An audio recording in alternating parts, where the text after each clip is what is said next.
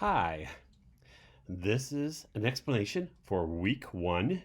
You are in the week one activities Dropbox. You will submit all of your responses, all your work to the activities in this Dropbox for this week. So we're going to start. You've already listened or viewed the explanation of the course. If you haven't, please take the time to do that because it does walk you through Blackboard and it walks you through the syllabus. You are going to introduce yourself on this Padlet right here. It's the introduction Padlet. You're going to add a photo of you or a video if you'd like, your family artifact, and something about yourself or your artifact. You're going to comment on two of your colleagues' postings, and you're going to try to comment on someone's posting who hasn't already received a comment. And you can post on mine as well. I enjoy the comments my previous students have written on my posting. So you'll see mine when you go to the Padlet. You'll see my posting of me and my husband. I think we're at Niagara Falls. And you will see a little something about myself and then my artifact. And my artifact is a family or a cultural tradition or something you possess that was maybe passed down to you. Mine is a book from my grandmother who was a teacher in a one-room schoolhouse in the hills of Tennessee. So interesting to read. I'm so glad she wrote about it, and she included pictures, and it's so much fun to see how she taught and what she needed to do at that time. Amazing. So different, of course, than what we do now. Then you'll read chapter 1 in the social studies textbook, and that I already have posted right here for you, so you don't have to worry about it at week 1. You will have to start worrying about it week 2 if you haven't gotten your textbook, because you don't want to get behind. So order it quickly, purchase it, rent it out, whatever you're going to do. You're going to read pages 2 to 31. I have copied chapter 1 here. I follow copyright law. I can copy just a certain percentage. You'll need to purchase, rent, or borrow the textbook for the semester, which is really the term.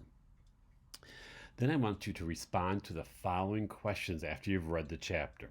What makes a good social studies teacher? What qualities would you expect a successful social studies teacher to demonstrate? What qualities do you currently possess? Which ones might you lack? I'm not really fond of that. Which ones might you need to work on some more? And which is the next question, of course, which are the ones you're in the process of developing? And last but not least, it's always fun to create a social studies activity that has some maybe other content areas such as math. And I don't know if this one exactly has math because you're going to create a star without measuring and only with one snip of the scissors. You're going to take a photo of your star and you're going to post it in this Dropbox. You're going to research Betsy Ross and determine if you have found research you learned, or is this information you found differently than what you have originally learned about Betsy. Share what you've learned, post the links as evidence of your learning, and comment on 2 of your colleagues' postings. And here is the directions to create the 5-pointed star. And that's your independent work. As I said in the overview of the course video, there is also group work, and this group work is in the next folder right below the activities. And I will click on that. It will take me to the group work week 1 Dropbox. This is the Dropbox where you're going to submit your group work. Each member of the group is to select one topic from the list below from chapter 1.